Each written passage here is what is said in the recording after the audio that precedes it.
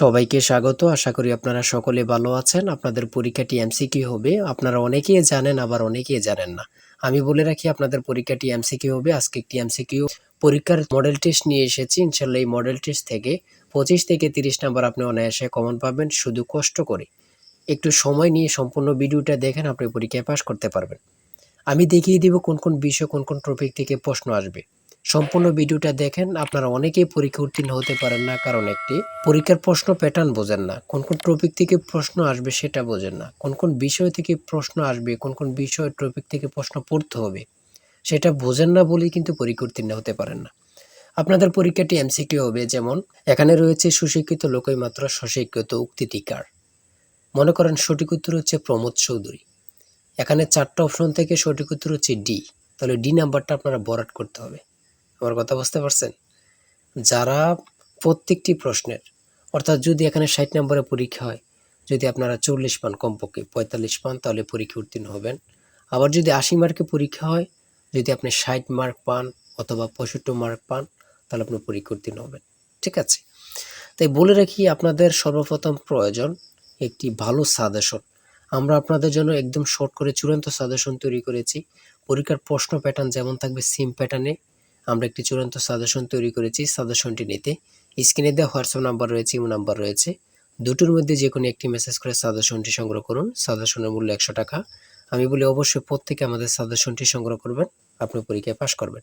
যারা বিভিন্ন চাকরির কারণে, কাজের কারণে অথবা পড়ালেখা একটু বুঝেন, কম সময় পান না, তারা অবশ্যই আমাদের এই শর্ট সাজেশনটি সংগ্রহ করে শুধু A to Z পড়ে যাবেন। পরীক্ষা দিতে গেলে আপনি উত্তীর্ণ হয়ে যাবেন ইনশাল্লাহ।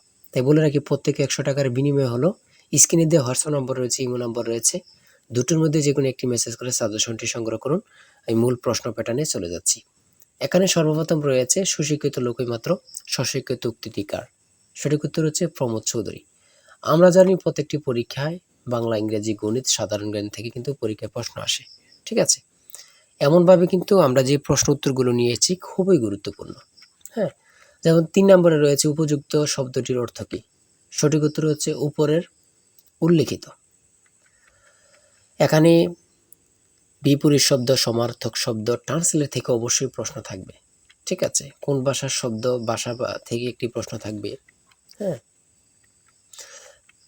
তারপরে রয়েছে অপরিণত অর্থে কাঁচা শব্দের ব্যবহার কোনটি? কাঁচা বয়স। মাথা দেওয়া শব্দটির অর্থ কী? দায়িত্ব গ্রহণ। হ্যাঁ? বুঝতে হবে কিন্তু।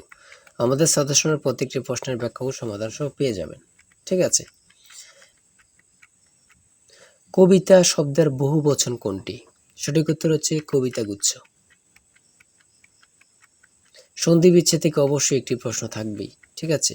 অবশ্যই একটি প্রশ্ন থাকবে। শুদ্ধ বানান থেকে অবশ্যই থাকবে। ছন্দনাম থেকে অবশ্যই থাকবে। যেমন 18 নাম্বার রয়েছে বীরবল। কার ছন্দনাম? সেটা হচ্ছে প্রমোদ চৌধুরী। আমার মনে হয় কত পরীক্ষা যে আসছে, আল্লাহ ছাড়া কেউ জানে না।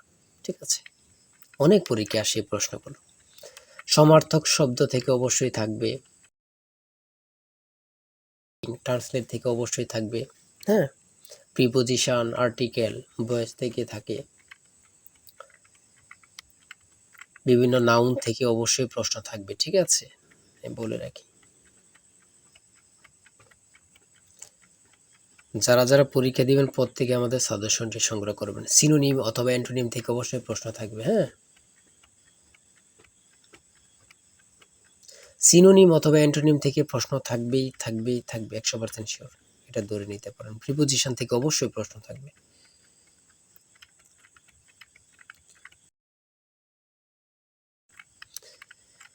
বাংলাদেশের সুপ্রিম কোর্ট মোট কয়টি বিভাগে অথবা বিভাগ নিয়ে গঠিত? সঠিক উত্তর হচ্ছে 2টি।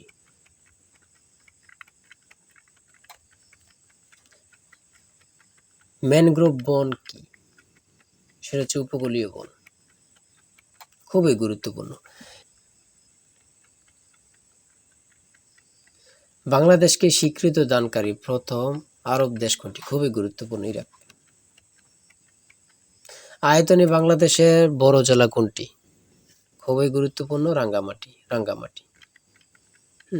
ঢাকা কত সালে সুবা বাংলার রাজধানী হয়? সঠিক উত্তর হচ্ছে 1610 সালে।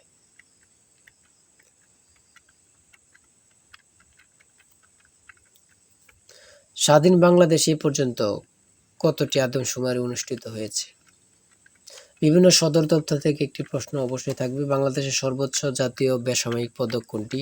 স্বাধীনতা পদক। ও এখানে আবার থাকতে পারে বাংলাদেশের সর্বোচ্চ জাতীয় পদক কোনটি? স্বাধীনতা পদকই হবে। ঠিক আছে?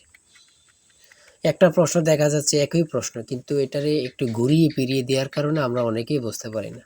হ্যাঁ, ঘুরিয়ে ফিরিয়ে দিলেই কিন্তু আমরা অনেকেই বুঝতে পারি না। এটি কিন্তু আমাদের একটা বড় সমস্যা। একটি সংখ্যা ২২০ থেকে যত বড়, ৪৯০ থেকে তত ছোট। সংখ্যাটি কত? এই দুইটা সংখ্যা যোগ দিয়ে ২ দিয়ে ভাগ দিলে কিন্তু বাইর হয়ে যায়। দুইটা সংখ্যা যোগ দিয়ে ২ দিয়ে ভাগ দিবেন, বের হয়ে যাবে। হ্যাঁ, একদম ইজি, যদি বোঝেন ইজি, আর না বুঝলে তো কঠিন হবেই, ঠিক না? যারা প্রথম পরীক্ষা দিবেন তাদের জন্য একটু কঠিন। আর যারা অনেক দিন পরীক্ষা দিচ্ছেন, ফেল করতেছেন, অথবা এমসিকিউ পরীক্ষা উত্তীর্ণ হচ্ছেন, লিখিত পরীক্ষায় ফেল করতেছেন, এমসিকিউ লিখিত উত্তীর্ণ ভাইভাতে যেয়ে ফেল করতেছেন, তারা পরীক্ষা সম্পর্কে অনেক কিছুই জানেন। হুম, তাই বলে রাখি আজকের ভিডিও এই পর্যন্তই। ঠিক আছে? আজকে ৮০টি এমসিকিউ নিয়ে আলোচনা করেছি। আমাদের আমাদের চ্যানেলে কিন্তু আমাদের পেজে অনেক ভিডিও দেয়া আছে। আপনারা ওখান থেকে দেখে আসতে পারেন। আর এখান থেকে ওখান থেকে না দেখে আমাদের চ্যানেলটি সাবস্ক্রাইব ও পেজটি ফলো দিয়ে রাখেন। ভিডিও আপলোড দেওয়ার সাথে সাথে চলে যাবে আপনার কাছে নোটিফিকেশন।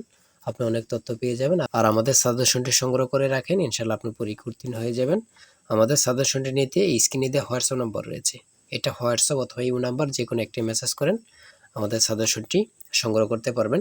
ইনশাআল্লাহ সাজেশনটি পরীক্ষা দিতে গেলে আপনি উত্তীর্ণ হয়ে যাবেন। সবাই ভালো থাকবেন, সুস্থ থাকবেন। আর আপনার যে কোনো সমস্যা কমেন্টে লিখুন। আল্লাহ হাফেজ।